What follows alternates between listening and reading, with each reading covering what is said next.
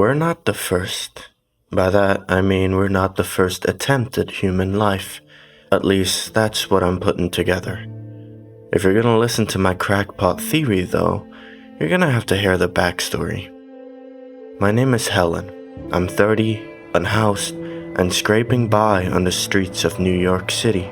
Despite what you may think of this, I'm in a sane mind and have others to corroborate what happened, or at least some of it. A few of the others I was living around and I were going to a nearby soup kitchen, hoping for at least a warm meal. I don't think I've actually eaten real food and not just scraps in 3 days at this point, but that's the least of my concerns after this morning. We were on our way, getting ready to cross the street when a car came speeding through, whipping around another at the stoplight. I'm not really sure why I reacted how I did.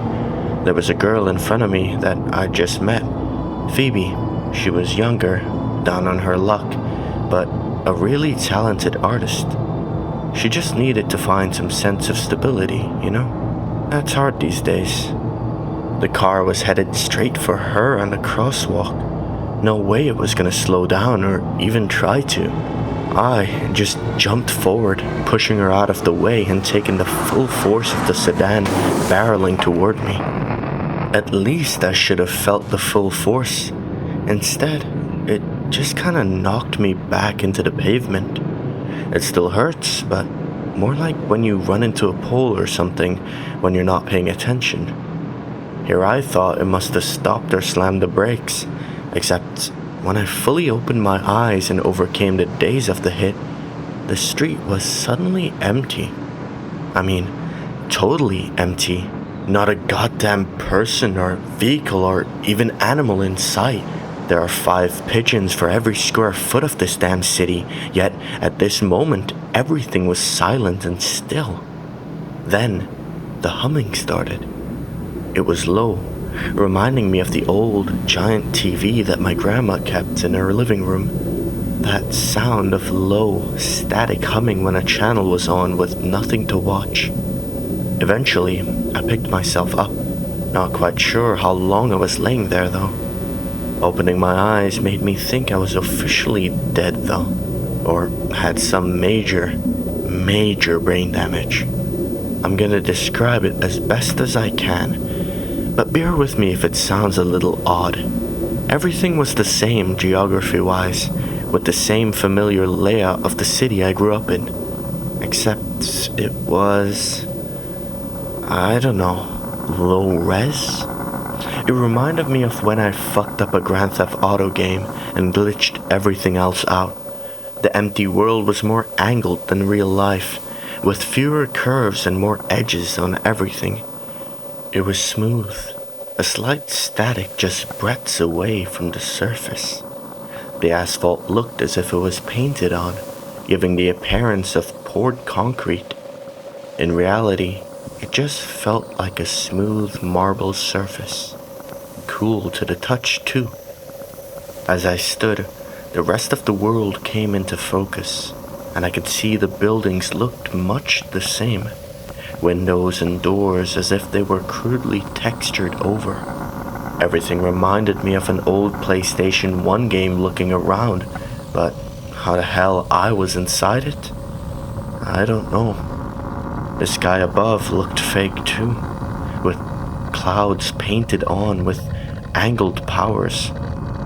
Just looking up started to make my vertigo go crazy though. After a few minutes of gathering myself, I started moving down the street, trying to figure out what this place was.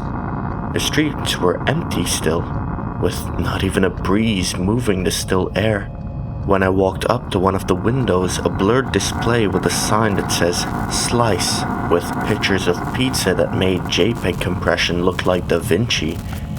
There was nothing I could see through the windows.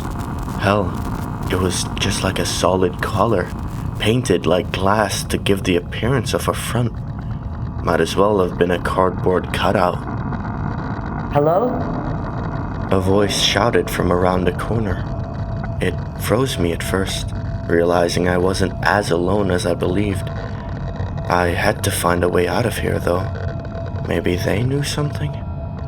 I don't know, it's not the least rational thing about today. Because when I finally reached the intersection and got a clear view around me, unobscured by the tall buildings around, I almost lost my fucking mind.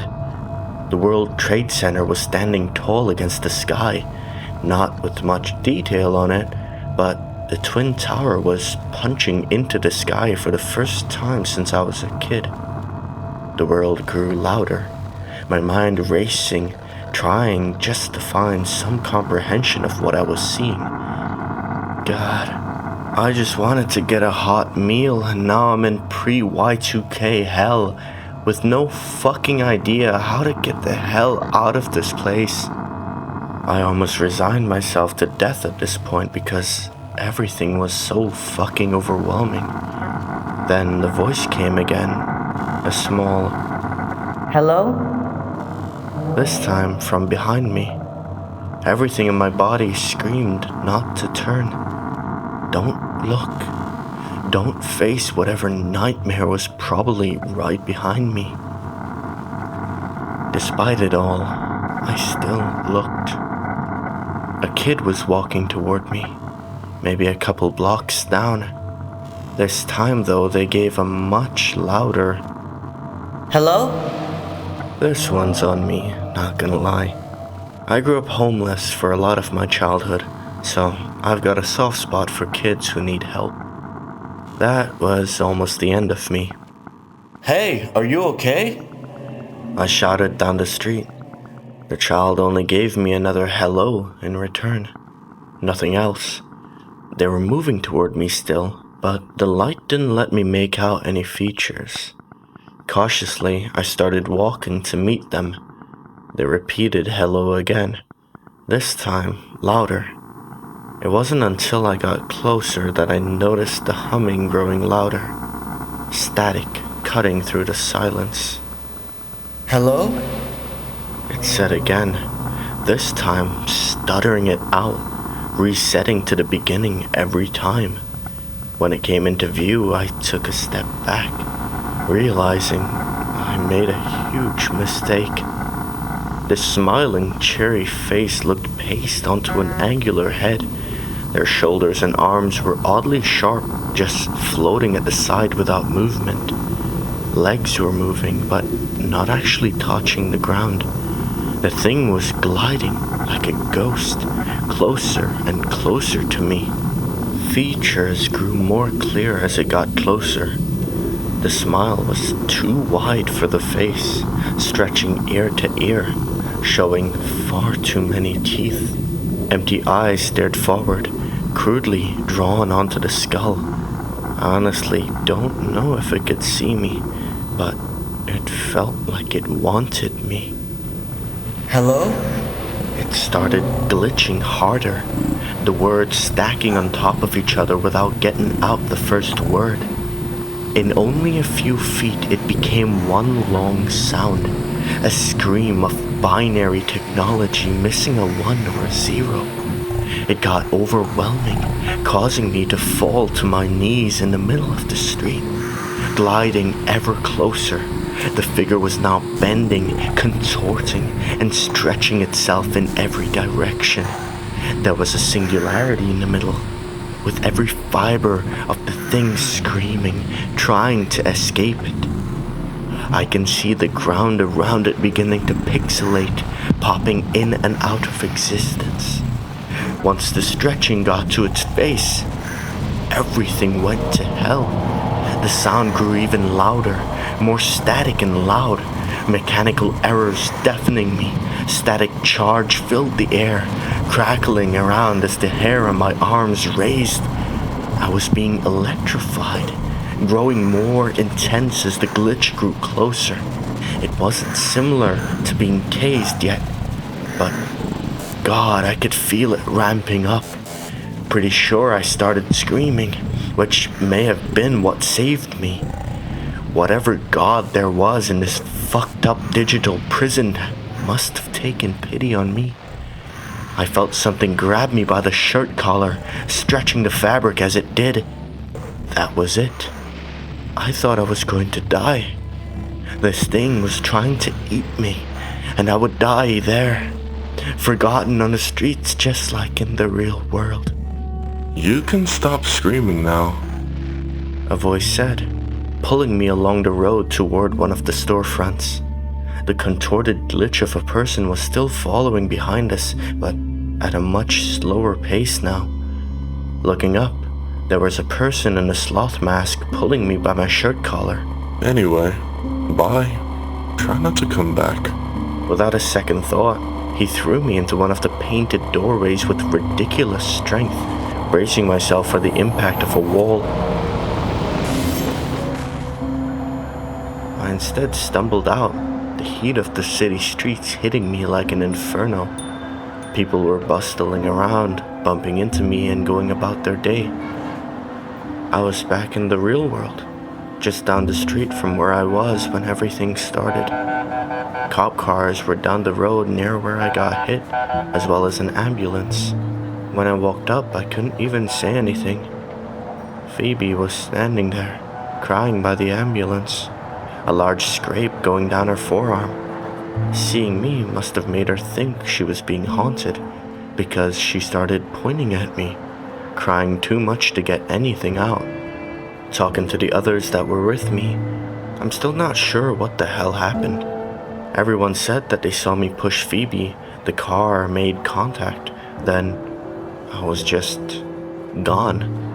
An hour passed and everyone thought I was still on the grill of that truck, being taken along on a high-speed chase. They still haven't even caught the driver, apparently. I'm tired. Everything is still blurry. I feel like I saw something I wasn't supposed to. Like something taboo and ancient. Even though the look of it was relatively recent, it just felt old. There was something there that wasn't right. Not to mention whoever the fuck rescued me. God, I have a lot of fucking questions, but right now, I'm just glad to be alive. I'll reach out to a few of my shelter buddies too, to see if they've experienced anything similar. To be honest, surviving on the streets in the real world seems a little trivial now after seeing all that. I don't feel like I'm real anymore. I keep hearing scientists talking about living in a simulation, but I think I just saw the demo. God, I hope I don't have to go there again, though.